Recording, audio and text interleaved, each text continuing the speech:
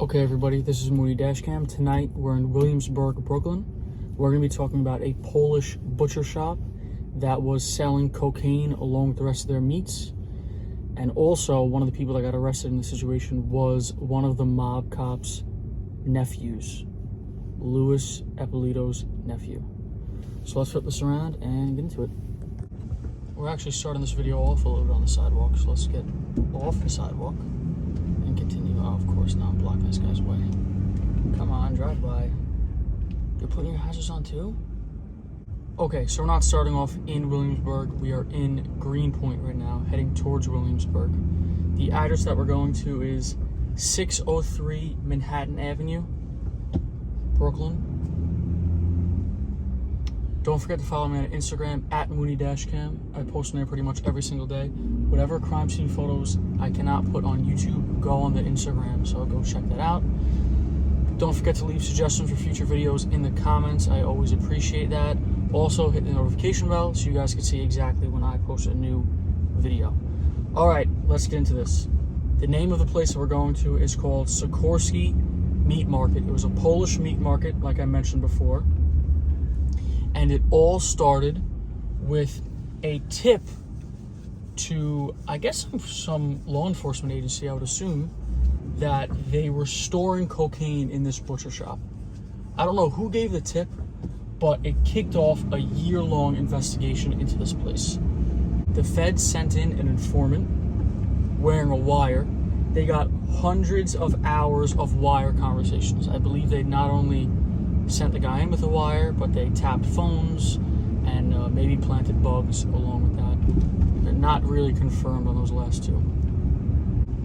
What that revealed was a Polish crew and a Dominican crew teamed up together to sell cocaine, to start a cocaine ring, which is a super uncommon coupling between these two very different types of crews.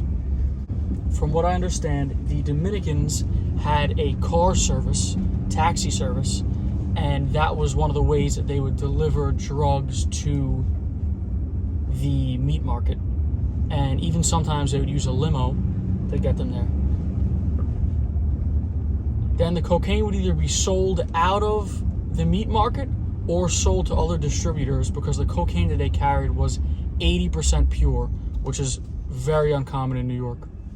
That's why it makes me believe they were selling to other distributors, because most of the time it gets cut down to much less pure cocaine to be sold to the public, and multiply the amount by cutting it up.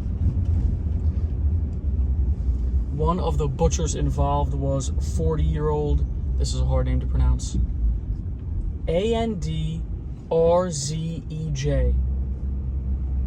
Andrzej Filipkowski. Filipkowski. His nickname was Andy. Let's stick with Andy. Andy's much easier for me. So he was caught on tape referring to the cocaine as hot kielbasa. That's what they referred to it as. Even saying at one point, "Come to the store, I have hot kielbasa for you." I assume to the informant that the feds had in there. Other big players in the butcher shop were James Murphy and William Murphy. The meat shop stored several kilos in the basement at a time, so they would, use a bunch and get more. There's always police activity during these videos. It's pretty ironic. Okay, it's right up here on the right, really quick. There should be a hydrant right out front for me. Perfect. It's the one store, that brick storefront that has nothing there. Did someone park in front of my hydrant? No, it's here. Yeah, honk all you want. Oh, what? I use my blinker.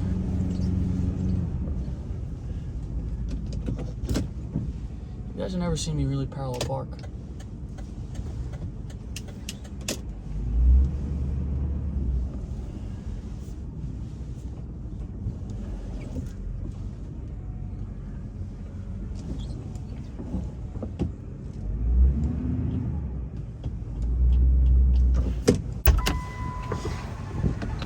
This is Williamsburg, Manhattan Avenue. kind of a cool spot. Bunch of bars, a place to eat. Kind of more alive down there.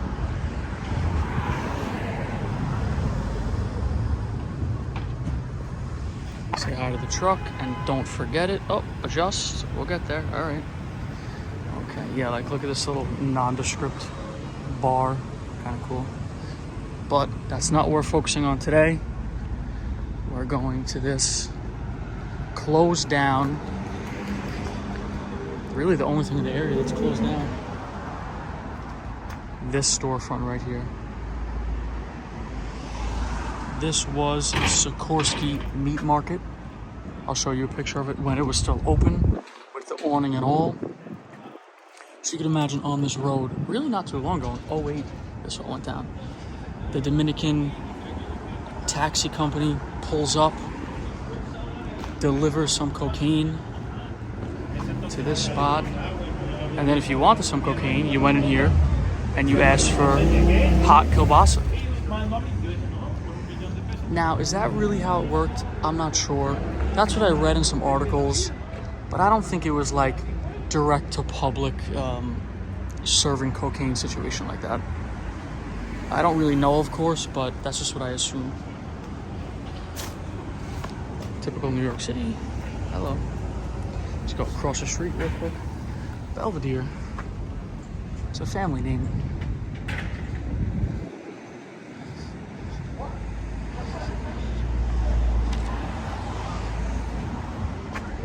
That is where the meat market was. They actually didn't close too long ago. They closed in 2019, December 23rd. So a long time after all this went down. So in total, 26 suspects were arrested, one being Ronaldo Vasquez, a 44-year-old limo driver, using his limo to deliver the drugs. Another being Sanitation Police Lieutenant, 31-year-old John Guarnieri. He was the nephew of the infamous mob cop Louis Eppolito. It's a cool shot with the clouds behind there. So yeah, do I think he was so hooked up and connected? No, but it is interesting that he was the nephew and he gets jammed up in this cocaine ring out of a Polish sausage place. Not really what you'd expect at all.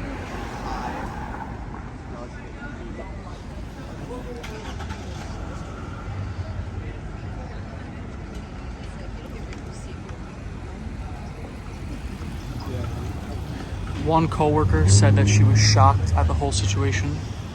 She said, he was a normal butcher. I worked here since I was a little girl for 14 years. And he was a regular guy. It's unbelievable. So I guess they kept a pretty good front, that everything was all normal, even to the coworkers. And that makes me understand a little more why the shop didn't shut down. I don't think they really blamed like the shop with the drug dealing. I think they more blamed the employees or the couple of employees that were involved there because, like I said, the shop stayed open for another 11 years. This all went down October 10th, 2008 when the arrests were made. And when the arrests were made, there were so many TV crews out here because it was like such a, I guess, funny sounding story, that hot kielbasa, blah, blah, blah. They had to shut their doors for a few hours till later on, till the TV crews left.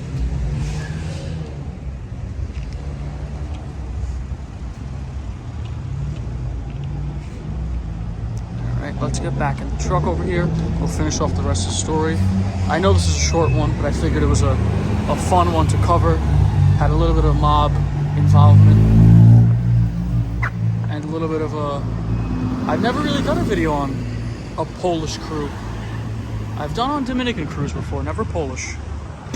Just a first. As you know, we can't forget the outfit check. Oh, you didn't see the shoes. There you go, done. You guys always yell at me for my seatbelt in these outros, so there you go, it's in. So yeah, if convicted of conspiring to distribute cocaine, the minimum sentence for that is 10 years. The maximum is life. and then it is lifetime supervised release if you ever do get out, and a $4 million fine. I could not find the sentences on these guys for the life of me. I would assume they're pretty high. For 26 suspects, I don't think they all would have gotten major time like that, but in any case, that's a scary amount of time to be facing for running this operation. I'm sure they made a good amount of money. That's a cool little racket they had going on. I don't know if cool is the right word, but you know what I mean. Yeah, interesting pairing of two people, two worlds that you'd never think really would collide, and it came together for a successful drug operation until it all came crashing down. I almost forgot to even mention the crazy, weird similarity there is between the mob cop and his nephew, that they're both, in some capacity, police. I mean, Louis Ippolito was a detective, and he was only a sanitation police lieutenant, and they both got involved in crimes and arrested for them. That's pretty crazy. Does it run in their blood to become authority and then break the rules they try and apply? Kind of a weird thing. I'll see you guys in the next one.